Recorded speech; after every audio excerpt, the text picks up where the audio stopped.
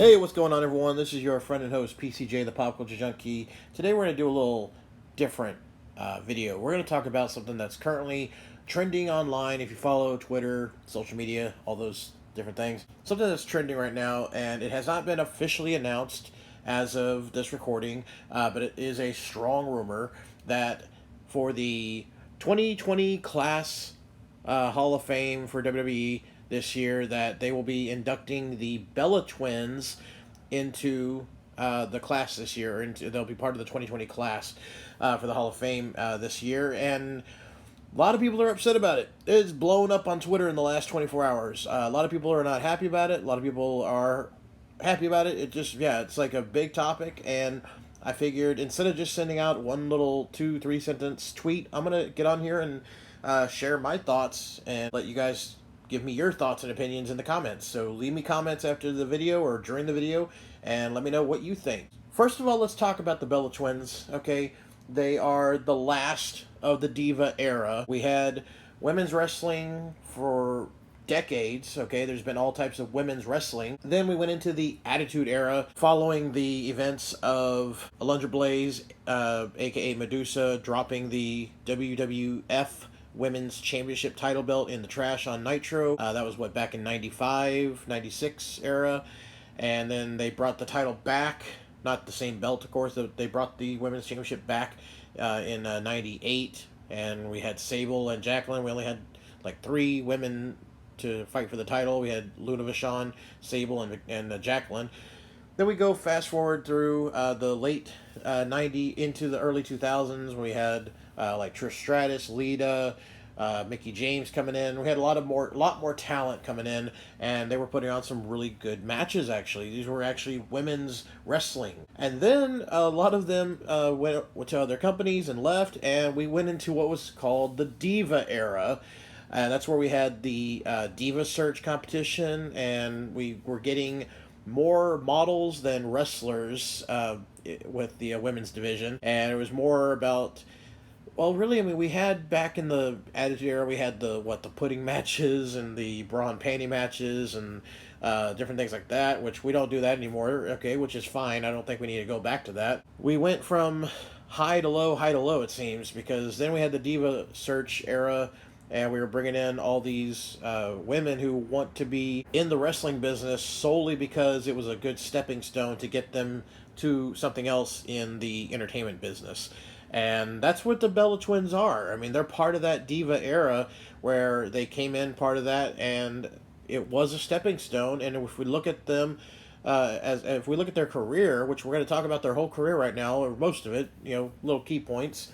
But let's back up, okay? I'm getting ahead of myself. I do that a lot. But so if you're not familiar with the Bella Twins, if you don't know a whole lot about them, maybe you'll learn something here. I had to do a little deep dive on them because I know what we see on Monday Night Raw and SmackDown over the last 10-15 years and such, but I don't know everything about them. First of all, they came into WWE as part of the 2006 Diva Search. So 2006 Diva Search, but they did not make the cut, so that was their first foot in the doorstep to get into the company. Just like anything with like Tough Enough and Diva Search, WWE, I mean, how many Tough Enough winners last very long? Not any. But we end up getting Tough Enough contenders that were part of the competition. They end up getting signed. That happened here. The Bellas, they did not make the cut with the Diva Search, but they still ended up getting contracts, and they were put in what's now known as NXT.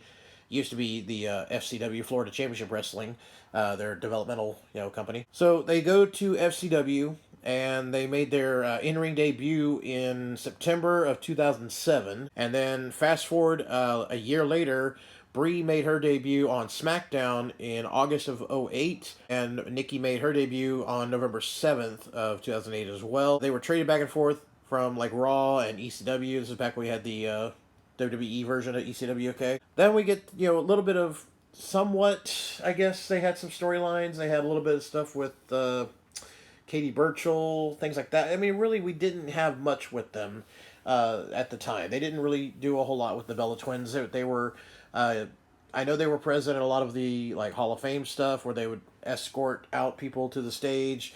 It was just cool to see twins. It was, and again, these were divas, not wrestlers. They were not brought in as wrestlers. It was very obvious as they were presented as, eye candy. Okay, and that's nothing wrong with that. That's just what they were brought in as. Of course, we had the twin magic gimmick, which was what debuted when they first arrived on the main roster, where Nikki would be wrestling and then she'd hide under the ring, and then all of a sudden Brie would come out, or vice versa, and they would switch up during a match to make it look like, I'm the same person, but they were actually a fresh opponent, and they'd, sneak a win that way. And that was good and all for the time, because when they debuted, they looked identical. I mean, they are twins, but they looked identical because Nikki didn't have all the extra surgery stuff done or whatnot to enhance her features, if you know what I mean. They did that for a while, okay? They did twin magic stuff, they had some matches, etc. So fast forward to 2011, Brie defeated Eve Torres on Raw for the Divas title. This was on April 11th, 2011. Then Nikki wins the Diva title on Raw against Beth Phoenix in a Lumberjill match on April 23rd, a year later in 2012. But Nikki only held it for a week, 1 week, and then she lost it in a triple threat match at Extreme Rules to Layla. It was the Bellas and Layla in a triple threat match. The very next night on Raw, they are fired by Eve Torres, who I think was like the general manager of Raw or something like that. And then it was announced on the website later that night that they had been future endeavored. So they were out, they're gone, okay? They didn't really have anything else to do with them. They didn't have anything for them, and they weren't drawing anything, so nothing to do with them. So they just, cut them. A year later, and the Bellas are brought back to WWE on March 11th, 2013. They kind of just floated for the next, several months. I don't remember any big storyline until we get to them being involved with Daniel Bryan, where they were both kind of like, swooning for his attention and affection. And this is prior to Bryan and Brie actually dating and getting married. This is probably what, obviously this is what led to them spending time together, and then eventually they would, fall in love, get married, have kids, whatever. So that was like the biggest storyline that I remember about the Bella Twins, was the Dana Bryan thing. I barely remember anything prior to that, except for the twin magic stuff. And later on, they would start doing the twin magic thing after this, around 2014, and until they were done wrestling. And it was like, ref, don't you see a little bit of difference, or big difference? Okay, you can obviously tell. Bree's got the tattoos right above her hip, and Nikki's got the size. How big are they? Okay, it's big difference. When they came back, okay, the big thing was Daniel Bryan, and then the biggest thing as well after that was Nikki won the Diva title from AJ Lee at Survivor Series 2014. And of course, AJ Lee was on her way out. She was very vocal about the way that WWE had been doing things with the women's division, and she was the instigator that sparked the fire to begin the whole women's evolution. WWE likes to say that the Bellas were that because, hello, AJ Lee is married to CM Punk, and for the longest time they didn't have a great relationship, which is why Nikki went on to hold the Diva title for 300 days. She held it for 301 days, which was just like 5 days longer than the previous record set by AJ Lee, because WWE doesn't like anybody that they have issues with to still have a record holder. So just like Demolition, one of the greatest tag teams in history, they held the tag titles for the longest time, but just like, people wonder why are they not in the Hall of Fame. Well, they're still having debates and issues with WWE, and so they had the New Day break their record of holding that title for so long, because New Day lost the title very quickly after they were, the longer holder, but whatever. Anyways, back on the Bellas. So Nikki, held the Diva title, the butterfly belt, for 300, almost a year, whatnot, 300 days, whatnot, and that's her biggest claim to fame in the wrestling ring itself. But really, what are the Bellas known for? Really, you think of the Bellas, I think Total Divas, Total Bellas. Anything they do outside of the ring, really. And the last few years, they've been somewhat associated with the company, but it's really been all about media. And think about it, WWE is all about media. They are. They love to see their name or their company mentioned in anything outside of the wrestling business. Vince wants to be known as a entertainment company, not a wrestling company. That's been obvious for decades now. So let's talk about the Bellas in the media. Nikki was on Dancing with the Stars. Okay, she got a lot of publicity there, and the company got publicity from that. They did the reality show Total Divas. Hello, it's called Total Divas, even though we don't have divas anywhere in the WWE. We don't mention the D word anymore, but they still call that show Total Divas. Total Bellas spun off of that. And these shows were like a counter to like the Kardashian show, which is garbage in my opinion, but we're not going to go there. But yeah, this was WWE's way of getting into that reality world of, okay, let's do this. We'll follow the stories and lives of these women outside of the ring, and it'll be funny and whatnot. And my wife loves the shows, and I watch them with her, and they are entertaining. It's fun. It's scripted, of course, still, but it's still fun to watch, and it's wrestling, so I like it. So other times that they've been in the other media, we've seen them in. They were regulars on that VH1 show called Best Week Ever. They've guest starred on MTV's Ridiculousness and USA's Psych. They've also been in a couple of music videos.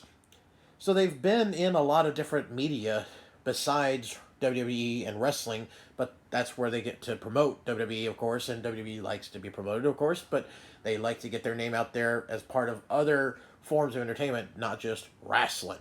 But the Bellas in the last few years, they were at the Women's Evolution pay-per-view where Nikki fought Ronda Rousey. But before that, I don't think she wrestled until... Well, they wrestled a few matches leading up to the Evolution. I guess kind of just to get the ring rust off of Nikki, since she hadn't wrestled since the WrestleMania that John Cena proposed to her, and now we're not supposed to remember that. Because Nikki's currently engaged to the Dancing with the Stars guy that she danced with.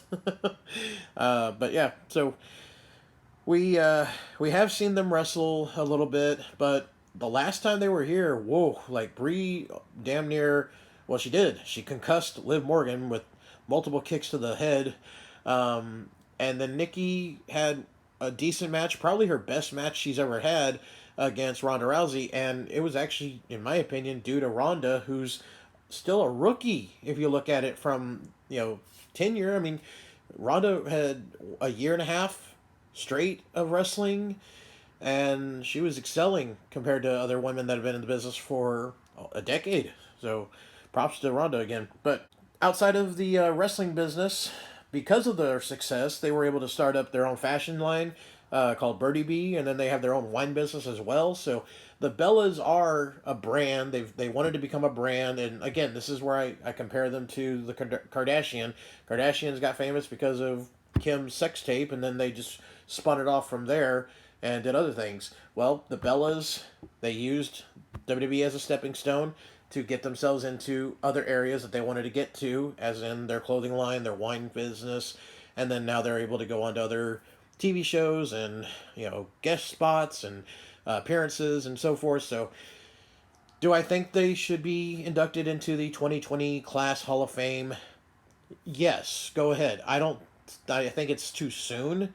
I definitely think it's way too soon, but go ahead. I don't know if they want to wait 10 more years when they're 10 years older and put them in, the Hall of Fame and they don't look the way they do right now. I don't know if that's anything to do with it, but keep in mind, this is a fake Hall of Fame.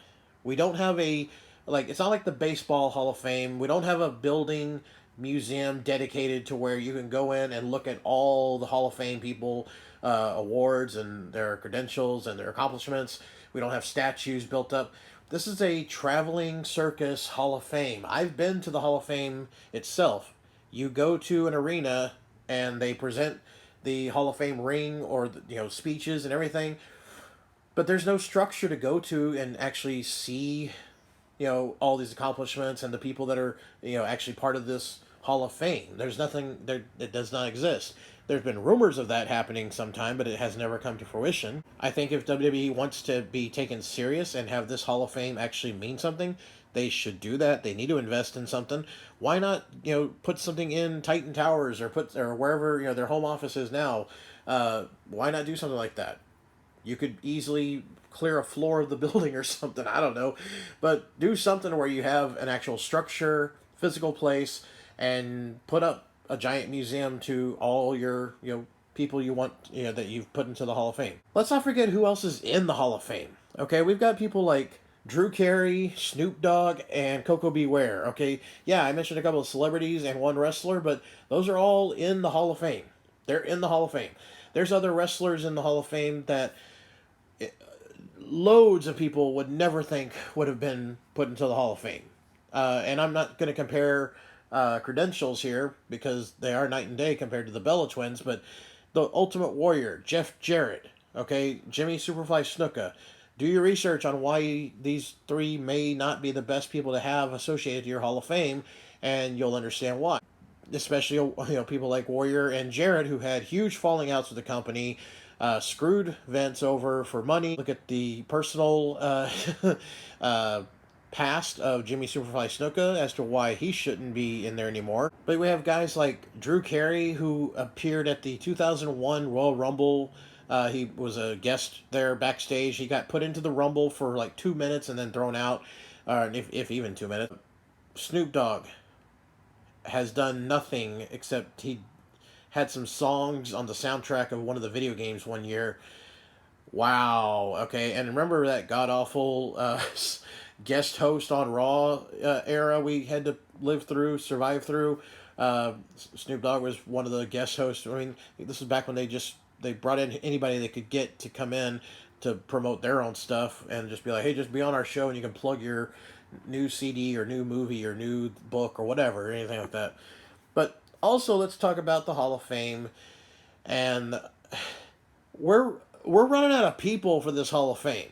WWE started off with Andre the Giant. That was it. 1 year in 93 or 94, I think, whatever. But one person. The next time they did a Hall of Fame, they did maybe like 6, then 5, then 9. Okay, they went up a little more. In the last, 3 years now, we get like a headliner or two. We get like 5 other people part of that class.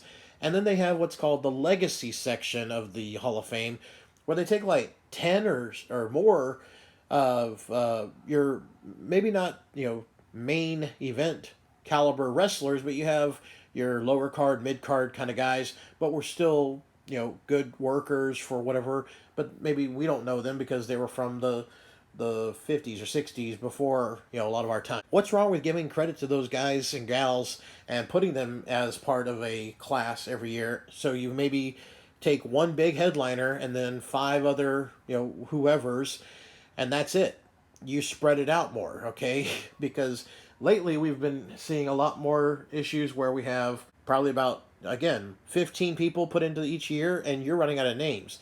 So what is their solution? We put guys and girls back in again and again in different ways. So we had Shawn Michaels inducted back in 2010 or 2011, I think it was. Yeah, 2011 he was in the Hall of Fame. And HBK just got put in last year for the second time as part of DX. Ric Flair was inducted in 2008 as part of just him. And then he was inducted a few years later with the Four Horsemen. Bret Hart, he was inducted back in 2006 on his own. And then last year, he was put in part of the Hart Foundation with Neidhart. Why not just give Jim Neidhart his own induction on his own? He had already passed on, okay? I don't know why they couldn't do that. We have Harlem Heat was inducted last year.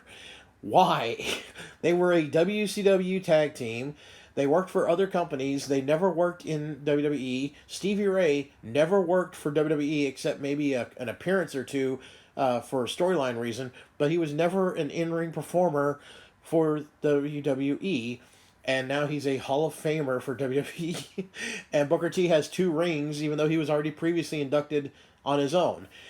It makes no sense, okay? And that's what I'm saying. Who cares if the Bellas get inducted? Okay, fine. Wouldn't be surprised if we had the Bella Twins inducted this year, and 3 years later, Nikki goes in on her own. And then Brie goes in on her own a few years later. I would not be surprised. Think about it. This year alone, we have already been told the NWO is going to be inducted into the 2020 class of Hall of Fame class. Hulk Hogan was inducted already. Hall already inducted. Nash already inducted. Well, I guess Scott Hall was inducted as Razor Ramon. So I guess we're going to end up getting whoever had multiple gimmicks, you're going to go in. So we had the Godfather inducted once already. So does that mean Kala Mustafa is going to be inducted once? And then the Good Father is going to be inducted later? And then Papa Shango again? Seriously. The only person that is part of that NWO group going into the Hall of Fame this year that hasn't, or, well, no, I lie. Sean Waltman, a.k.a. the 123 Kid, a.k.a. X-Pac, a.k.a. Six-Pac. He was in the class last year with DX, and he got his first ring. He's going in 2 years in a row now, getting a second ring as part of another stable. Yet he has not had his own solo induction as a Hall of Famer, and I believe he's got plenty of credentials to be what they consider a Hall of Famer. So, yeah, in my opinion, yes, the Bella Twins, they deserve to go into the Hall of Fame because not only did they work for the company for a long time, they brought a lot of mainstream attention to the company, and they've done a lot outside of the company that will still draw more attention back to the company. So, there you go. Do I think they should be inducted in as wrestlers? No.